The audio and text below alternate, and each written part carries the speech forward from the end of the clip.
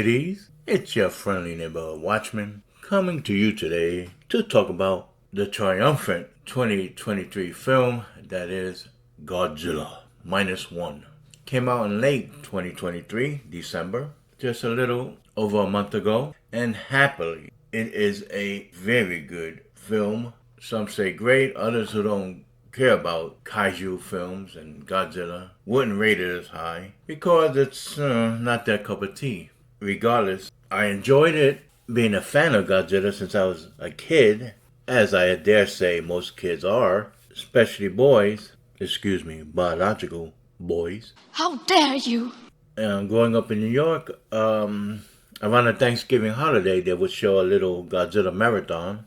And it's been so long, though, I forget. King Kong also they would show either the day of Thanksgiving or the day after. The original 1933 King Kong.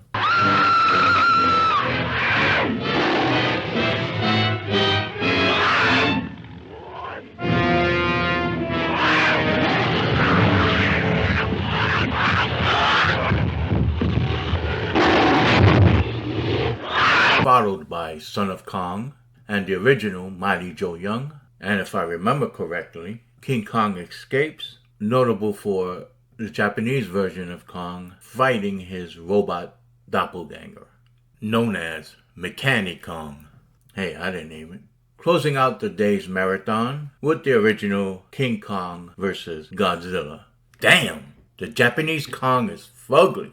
Daddy, chill. He ain't lying. Oh, that's cold.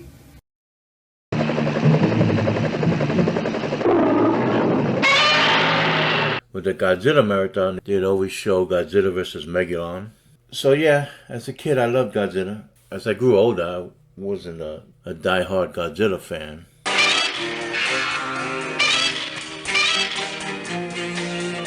They became silly for the most part.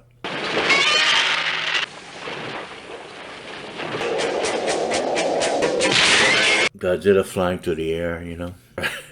I remember watching Godzilla 1985, with Raymond Burr reprising his role. There's probably no weaponry effective against Godzilla, except perhaps... Who are you?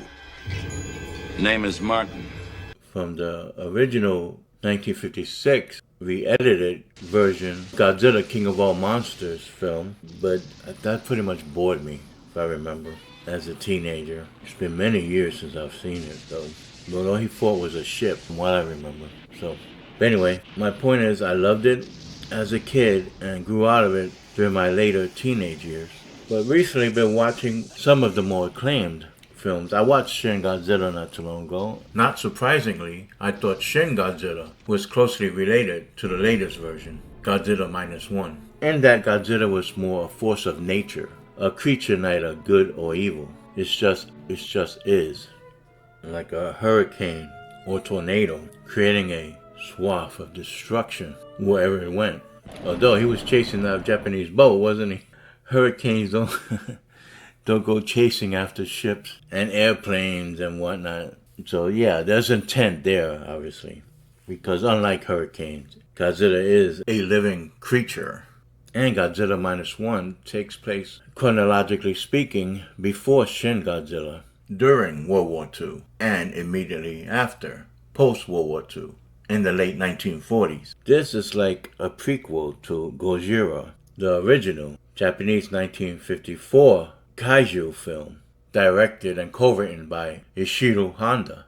So Gojira, which is now what they refer to the original Godzilla as, came out in 1954, as I said, and was re-released in America in 1956, re-edited heavily with scenes reshot to add in the American actor Raymond Burr as a bridge for American audiences to relate to this Japanese film. Raymond Burr, well known to the American audience at the time as a star of the Perry Mason TV show and later Ironside, narrated throughout the film.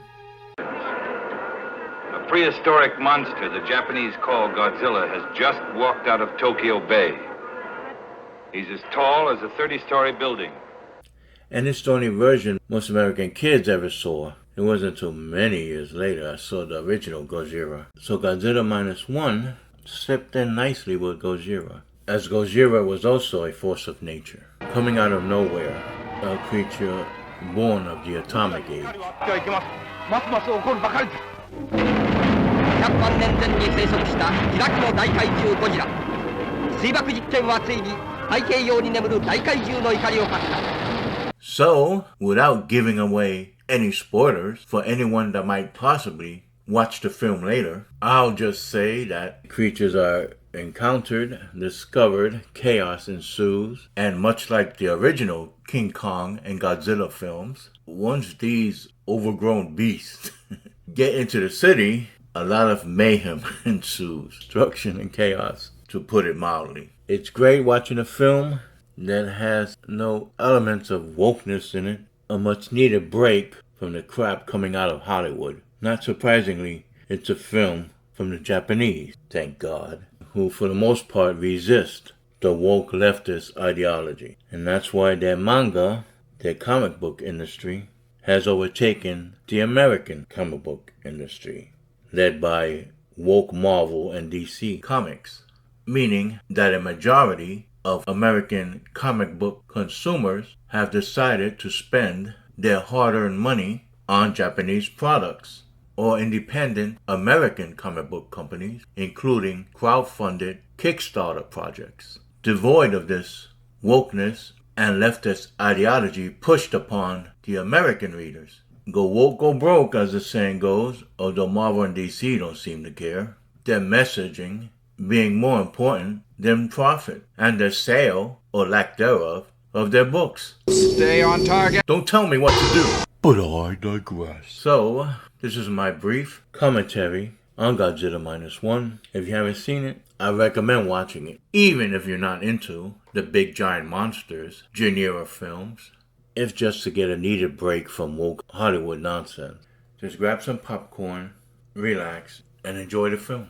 And you can pretend, if nothing else, that Godzilla is terrorizing Hollywood and Washington, D.C., for that matter. So folks, this film gets a double thumbs up from me. And with that said, we come to the end of this brief video. Just wanted to add my support toward this film. If you agree with me and also enjoyed the film, then give the video a thumbs up. Comment if you'd like to share your thoughts. And subscribe if you haven't already done so. And help the channel out. And hit the notification bell if you want to be forewarned for whenever I'm about ready to drop another video. And as always, be safe, and I bid you peace.